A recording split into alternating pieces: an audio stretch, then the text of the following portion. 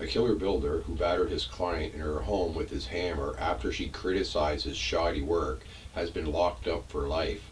Dad of 3, Peter Norgrove, bludgeoned mom Sharon Gordon to death with a lump hammer he had been using during building work at her Dudley home.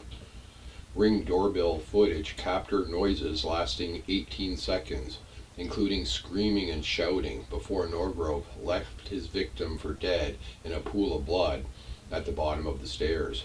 The 43-year-old had thrashed her head 8 times with the tool, leaving the hole the size of a $2 coin. Hours after his savage killing, the family man led a Jehovah's Witness service at the same place of worship 59-year-old Miss Gordon would go to. The pair had rowed over $29,000 worth of work to her home, which was due to last 6 weeks, but had still not been completed 15 months on. Norgrove, whose wife is standing by him, admitted murder.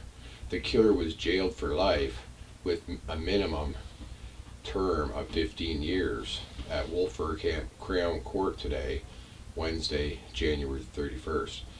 Sentencing Judge Mike Chambers, KC, said, "This was a brutal and savage attack in the victim's home. Using a weapon, she would have been no match for you." The judge described the house extension as relatively small and should have been completed by Norgrove months earlier. He added, "You used a hammer to repeatedly strike her to the head, fracturing her skull. You used a hammer which you had quite deliberately taken into the house together with gloves you had on for the purpose of killing her. You were angry because she had continued to criticize for your chronic delay and workmanship." The court heard how Norgrove had no previous convictions, embarked on a new career, completing a course in brickwork in 2021. Miss Gordon was looking for a builder to carry out fencing work in her garden when Norgrove was recommended to her by a friend. Norgrove and his victim also attended the same Jehovah Witnesses fellowship in Dudley, but their paths had never crossed.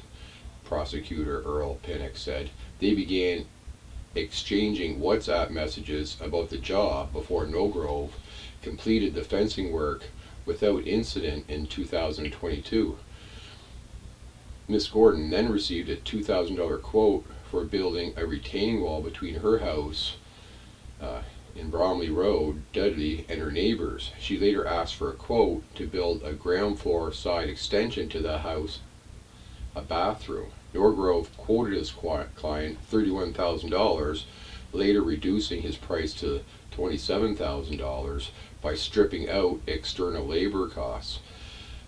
After Miss Gordon had said his initial price was unaffordable, according to Norgrove's wife, her husband was prepared to reduce the cost because he wanted to gain experience to use the project to promote his service.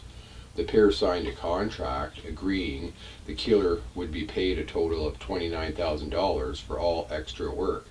The work was due to start on April 4th, 2022, and last between 4 to 6 weeks, while $18,000 was to be paid up front. But it got off to a poor start, with then unemployed Miss Gordon closely observing the builder's progress in a calendar. She criticized his know-how, noting on one occasion how a digger had not arrived, which meant he had worked by hand. The victim recorded when Norgrove arrived late to work, sat in his car for an hour on his phone, and when he failed to work full days. By March 29th, she had paid more than $25,000 in installments of $5,000, but Norgrove later requested an additional $3,000. Miss Gordon pointed out work was behind schedule and needed to be halted as it had emerged a building inspection was required, something Norgrove had failed to mention. Her response made him feel like she was branding him a thief, Miss Pinnock said. Miss Pinnock said it was clear there was a steady reduction in Miss Gordon's trust and confidence in Norgrove. In August, the scheduled finish date for work was changed to October.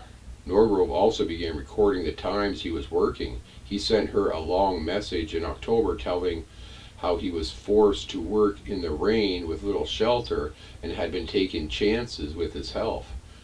The murderer was not generally allowed to work inside when she was at home. Miss Pinnock said in a message, Norgrove told his victim, "Can I just respectfully ask you to speak to me respectfully? I feel you talk down to me and over me when I'm trying to explain things to you. I want you to get your extension finished as soon as possible and for both of us to move on as brother and sister." As inspection in November highlighted Norgrove's poor workmanship, but the killer appeared dismissive of advice given to him.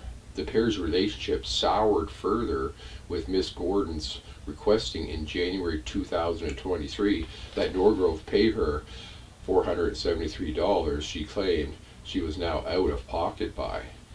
The convict also started finishing work early to collect his children from school, adding to her frustration. The victim secured job as an accounts assistant last June, working from home twice a week.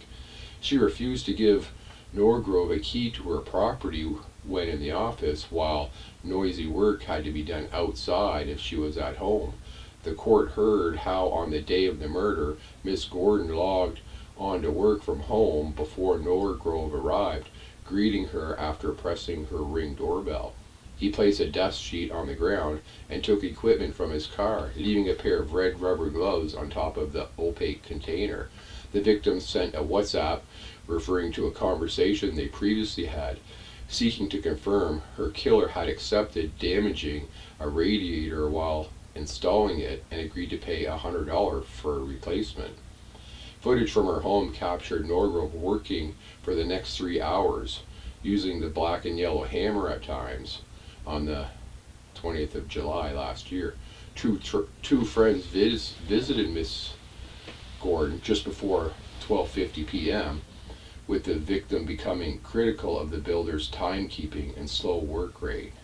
The trio then moved to the patio area away from Norgrove to speak more freely before the friends just left just before 1:35 p.m.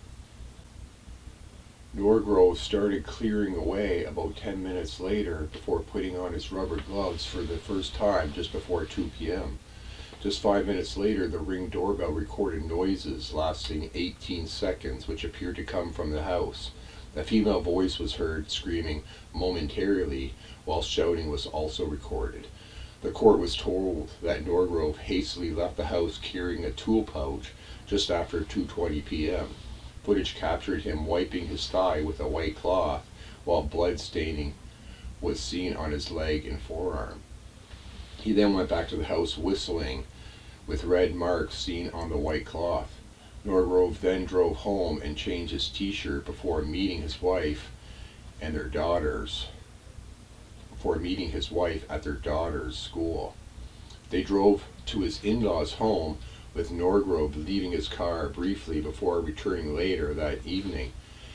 He showered and shaved, as was practices before leading at his He showered and shaved, as was his practice, before leading a service at his Kingdom Hall. The court heard how two of Miss Gordon's friends went to her home the next day after concerns were raised. They had a key to the house, but were unable to open the first door as another key was there. The woman entered the property through an unlocked back door, finding their friend lying face down in the hallway near the front door. A suitcase normally kept on the first floor landing was stood up next to her. Paramedics spotted a pool of blood next to the victim's head and arms, while the landline phone was off its hook. Police launched an investigation, with the Norgrove giving a misleading statement to officers, claiming he had seen his victim go upstairs when he left the house at 3 p.m. Damp clothing worn at the scene of the murder was seized from his home on July 23rd. The killer told police he washed the clothing because he had spilled orange juice on them. The next plastic bag with Miss Gordon's name and address, a black bin bag, white towel, sponge, and red gloves were discovered in a bin at the home of his in-laws the next day.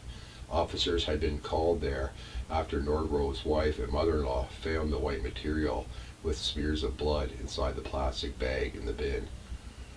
All the clothing and the gloves contained Miss Gordon's blood, while the hammer was found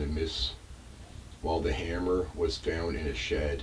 Miss Pinnock told the court blood staining indicated Miss Gordon was injured near the stairs and was lying down when she received further blows. A post-mortem revealed she suffered 8 blows to her head, which would have been severe. She also suffered multiple fractures, including to her skull, near her chin, while cause of death was traumatic to her brain.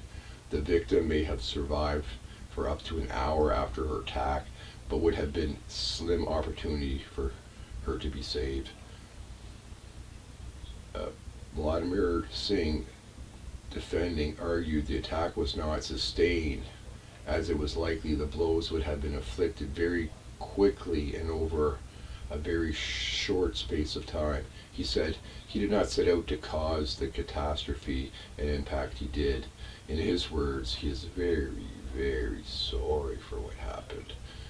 As hollow as that may seem to others, like me, he is deeply regretful.